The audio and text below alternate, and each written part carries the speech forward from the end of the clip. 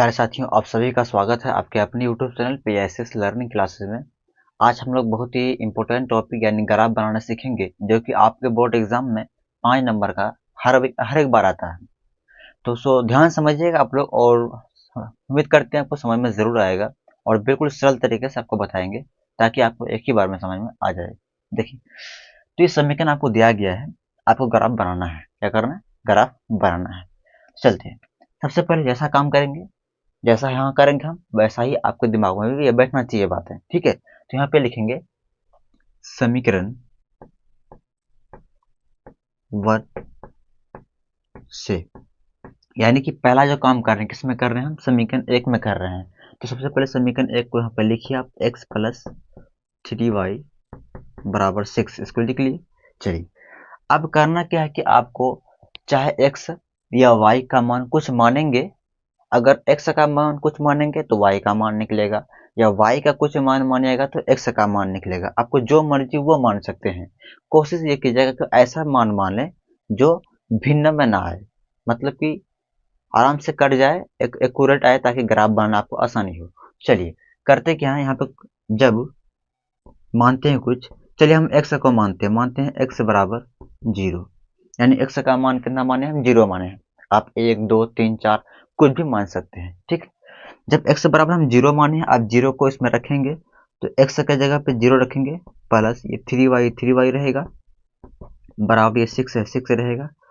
तो 0 कोई तो कम का है नहीं, ये कोई कुछ नहीं होगा इसका इससे। तो 3y है, 3y बराबर 6, y बराबर कितना हो जाएगा? 6/3। इसे गुना, यहाँ पे गुना, यहाँ भाग में आ गया, काटेंगे तो कितना आ गया? 2 आ गया। तो बताइए x का मान कितना रखे थे? 0 रखे थे, तो यहाँ क्या रखेंगे? 0। y का मान कितना है? 2, यहाँ 2 रख देंगे। इस तरह से आपको डब्बा बनाना, डब्बा बनाइएगा ताकि आपको करने में आसानी हो। तो x का मान 0 माने तो y का मान कितना आया? 2 आया, तो 2 रख दिए y की जगह पे। ये x हुआ, ये y हुआ, और समीकरण 1 का काम कर रहे हैं तो समीकरण 1 ऊपर में लिख दिए हैं। वीडियो आ रही क्लियर ना? चलिए, अगर आप यहाँ तो समझ गए, चलिए एक कम से कम आपको क्या करना है? आपको 2 ठो मान लेना है। 2 3 3 4 भी कर सकते हैं आगे, लेकिन कम से कम 2 ठो लेना ही लेना है। तो अभी हम x बराबर 0 माने थे ना, अब कुछ और मान लेते हैं। मान लीजिए, माना यानी जब जब x बराबर क्या मान लेते हैं, तो ऐसा मान दिमाग में सोचिए जो कि यहाँ पे आराम से कट जाए, पॉइंट में ना आए। ऐसे पॉइंट में आना गलत बात नहीं है, वो भी सही है, लेकिन ऐसा सा लीजिए ताकि आपको दिक्कत ना हो जिसमें। तो मान लीजिए x बराबर हम क्या मान लेते हैं? 3 मानते हैं। क्या मानते हैं? 3 मान लेते हैं। देखिए यहाँ पे, तो x जगह क्या रखेंगे? 3 रखेंगे, प्लस 3y है, प्लस 3y बराबर 6 है, तो 6 आ जाएगा यहाँ पे। नीचे भी आ रहे हैं साहब ना? चलिए, अब इसी को हम थोड़ा इधर करते हैं हल, साइड में। इसी को यहाँ लिख रहे हैं, तो 3y जगह पे रहने दीजिए, 3y जो जगह उसको रहने दीजिए, बराबर ये 6 भी रहने दीजिए। ये जो 3 है ना, इसको बराबर के इधर भेजेंगे तो क्या आएगा? -3 आ जाएगा। तो 3y बराबर 6 में 3 घटा जाएगा 3, y बराबर कितना हो जाएगा? 3/3। काटेंगे तो कितना हो जाएगा? 1। तो बताइए x का मान कितना माने थे? 3, यहाँ 3 लिखेंगे। y का मान कितना आ गया? 1, यहाँ 1 लिखेंगे। आगे बस समझ में? चलिए, इस तरह से समीकरण 1 का काम हम कर लिए। अब ठीक इसी तरह से समीकरण 2 में भी आपको हल इसी तरह कम से कम 2 ठो मान आपको निकालना है। ठीक है, तब उसके बाद फिर ग्राफ बनाएंगे। तो देखिए, इसको आप पहले नोट कीजिए आप लोग, ये वाले को। चलिए, इसको मिटाते हैं। अब समीकरण 2 को लिखना है।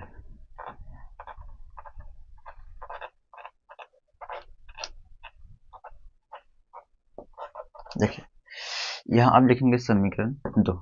ठीक है, चलिए इसको लिखिए आप, 2x माइनस 3y बराबर 12।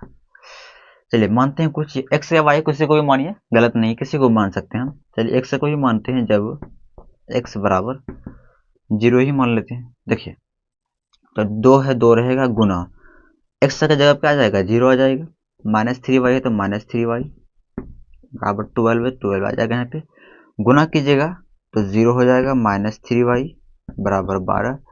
यहाँ हो जाएगा -3y बराबर 12। ये 3 गुना में है, इधर किस में आ जाएगा? भाग में आ जाएगा, यानी 12/3 कितना आ जाएगा -3, काटिएगा तो 4 आ जाएगा। ये माइनस कहाँ चला जाएगा ऊपर, यानी y बराबर हो जाएगा -4। आ रही बात समझ में। तो देखिए x हम कितना माने थे, 0 माने थे ना, यहाँ लिखना है 0 माने थे। y कितना आ गया -4, यहाँ आ जाएगा -4। ठीक है, चलिए अब समीकरण इसमें सॉरी 2 में ही काम कर रहे हैं ना, तो और एक पॉइंट और मानेंगे, है ना, एक बार और करेंगे। चलिए इधर साइड में करते हैं। मानते हैं जब x बराबर, दिमाग लगाइए, ऐसा क्या देंगे जो कि भिन्न में नहीं आए, मतलब पॉइंट में नहीं आएगा। तो ऐसा क्या माने बताइए। 1 मानते हैं अगर, तो कितना हो जाएगा यहाँ पे 3, 2 हो जाएगा, इधर नहीं फिर कटेगा नहीं ये। 3 ही मानिए, देखिए x बराबर 3 मानते हैं, तो देखिए यहाँ पे 2, x का जगह क्या आ जाएगा 3, -3y है तो -3y बराबर इतना। आ गया समझ में यहाँ तक। चलिए अब गुना कीजिए, 3 गुना 2 कितना हो जाएगा 6, -3y बराबर 12। -3y जहाँ कहाँ रहेगा, जगह पे रहेगा, ये बराबर 12। ये प्लस से है ना, इसको इधर भेजेंगे तो -6 आ जाएगा। -3y बराबर 12 में 6 घट जाएगा तो 6, y बराबर कितना हो जाएगा 6/, ये 3 गुना में है ना, इधर किस में आ जाएगा भाग में, तो -3 यहाँ आ गया, काटेंगे 2 आ गया, जो y बराबर -2 आएगा, क्योंकि नीचे माइनस है ना, ये ऊपर चले जाएगा तो -2 आ जाएगा। इस तरह से बताइए x का मान कितना माने, 3 माने तो यहाँ 3 लिखेंगे, y का मान कितना है -2। अब आप लोग बहुत बच्चे सोच रहे होंगे सर यहाँ 0 3 माने थे इसलिए यहाँ पे 0 3 लिखे हैं, ऐसा कोई बात नहीं, अलग अलग आ सकता है यहाँ पे, ठीक है। तो इस तरह से करेंगे। अब चलते हैं ग्राफ बनाने के लिए। उम्मीद करते हैं ये आप समझ गए होंगे, इसको आप नोट कर लीजिए पहले।